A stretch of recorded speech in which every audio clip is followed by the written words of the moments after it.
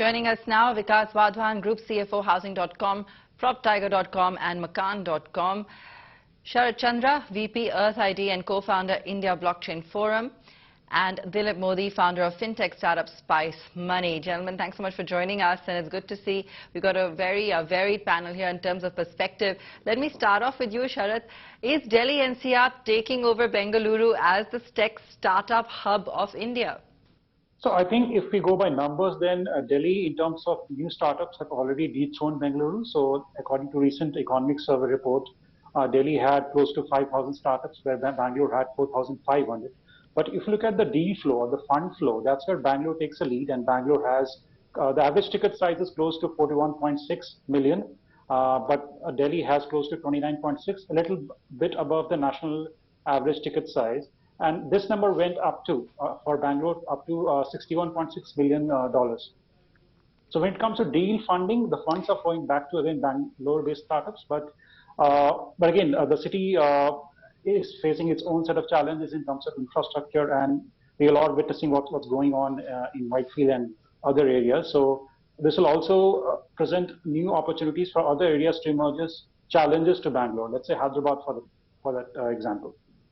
Vikas, let me come to you on, really Hello. What you feel are the reasons why until now we've seen Bengaluru as the natural or preferred destination for startups.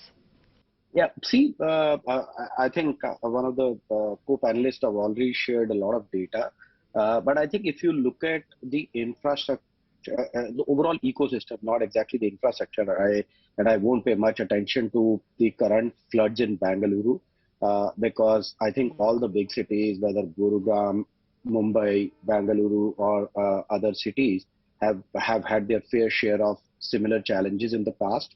But if you look at the overall ecosystem, definitely Bengaluru scores more because there are many more large startups. The tech talent availability is comparatively better in Bengaluru as compared to the other cities, while Gurugram is catching up very, very fast as compared to Bengaluru. But still, because there are a lot of large tech companies and tech startups already present in Bengaluru, it provides a very good ecosystem for the new startups to prefer Bengaluru as compared to Gurugram. And also, if you look at the cosmopolitan ecosystem in Bengaluru, because there is a very large percentage of migratory population, people feel very comfortable migrating to Bengaluru and find either a job in the tech ecosystem or set up their own startup in that city.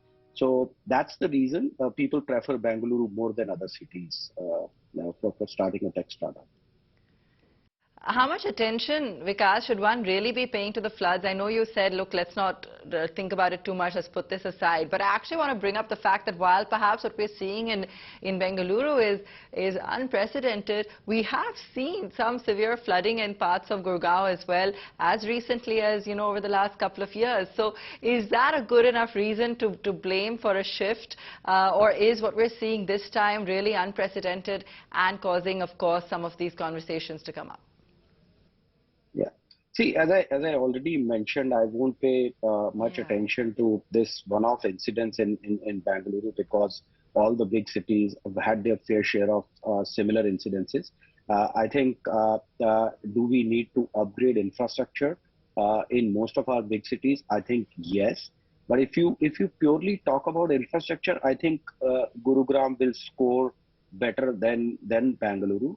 I'm talking about physical infrastructure. That's definitely is better than Bengaluru, because Gurugram, if you talk about, it's comparatively a new city which has come up in the last 20 years, and Bengaluru, the center of Bengaluru is pretty old, and it is becoming difficult for the government to suddenly catch up with the requirement of the infrastructure development as far as the center of the Bengaluru is concerned. So that's one big challenge. But I mean, when you actually make a choice, where should you set up your company or set up your startup, I think infrastructure is just one aspect of it.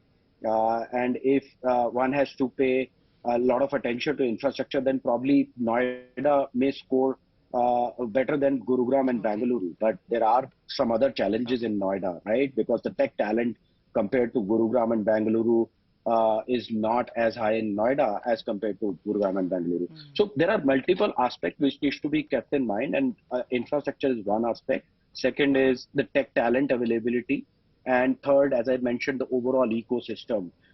When you're starting a startup, you rely a lot on the ecosystem. You go and work with a lot of other co-founders. You go and do a lot of exchange in terms of sharing ideas and so on and so forth. So if, let's say, you're at a place where you do not find that ecosystem, you find it challenging. So multiple aspects needs to be considered, and infrastructure is just one of them. All right, gentlemen, thanks so much for joining us for this conversation today, and good to get a sense of, how committed the community continues to be despite currently being submerged following those torrential rains.